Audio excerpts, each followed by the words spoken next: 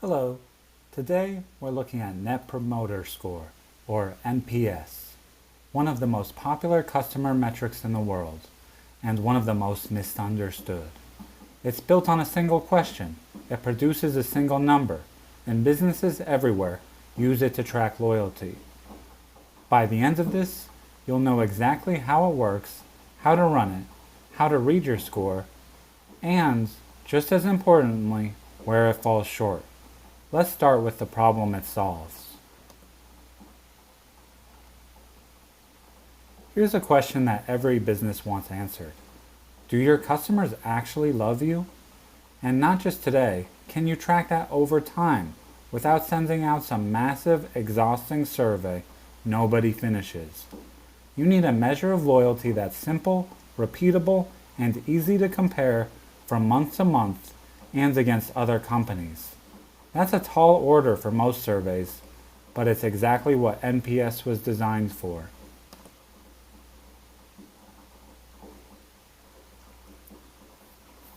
The core idea behind NPS is surprisingly elegant. One question can reveal loyalty. Think about it. If someone would happily recommend you to a friend, they're loyal. They're putting their own reputation on the line for you, and they'd actively warn people away. You've got a real problem.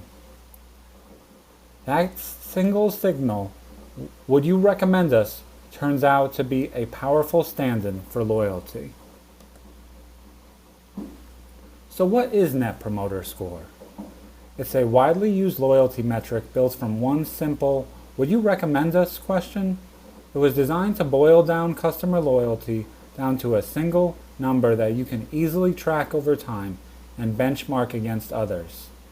That simplicity is exactly why it caught on and why you'll find it used just about everywhere, from tiny startups to giant corporations. Everything starts with one question. How likely are you to recommend us to a friend or a colleague? People answer on a scale from 0, not at all likely, to 10, extremely likely. That's it. No long battery of questions, no complicated wording. And that simplicity isn't a weakness. It's the whole point.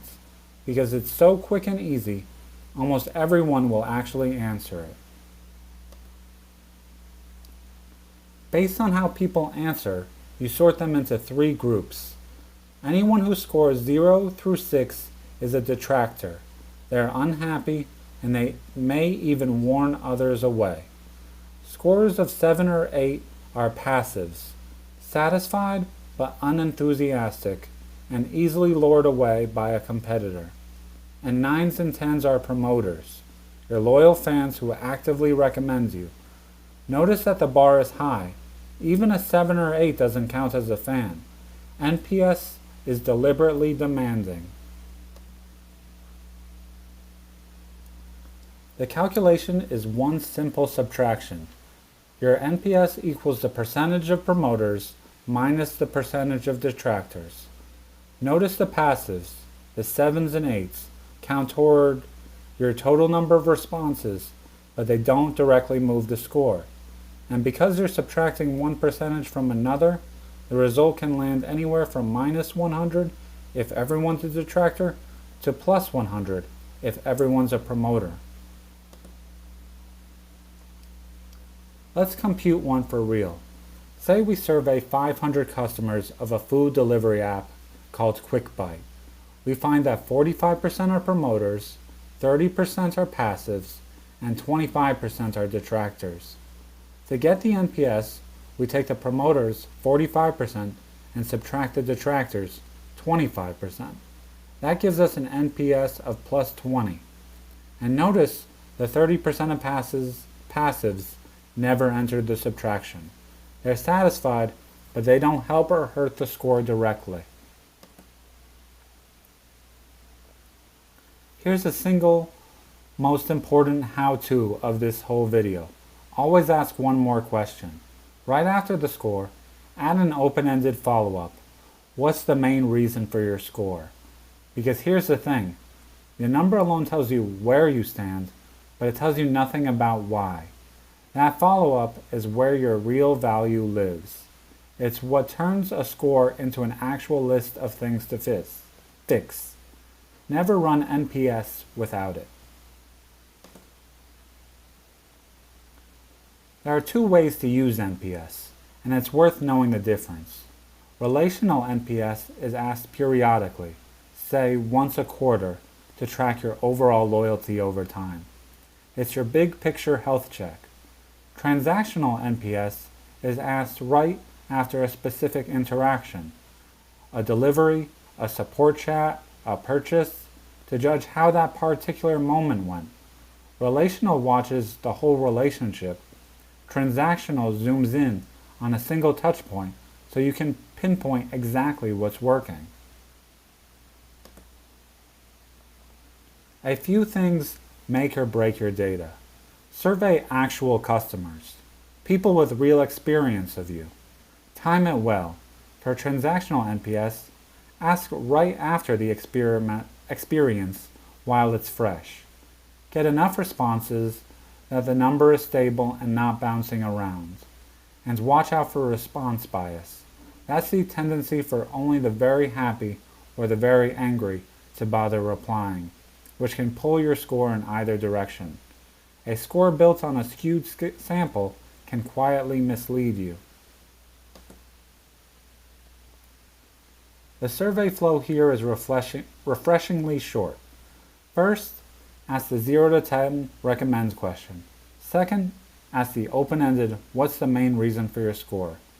And optionally third, a couple of specific ratings or the demographic question or two. That's the whole thing, and keeping it this short isn't laziness, it's a genuine feature. The brevity is exactly why people actually finish it, which is why NPS gets such high response rates. So we got plus 20.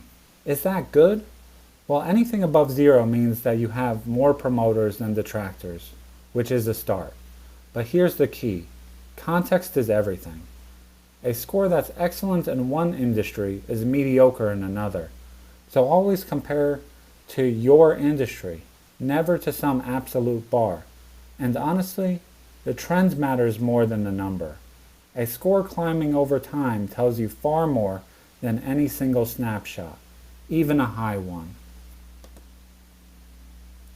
Let's be honest about both sides. The strengths, NPS is simple. It's one number you can track. It's easy to benchmark, and it's quick for customers to answer.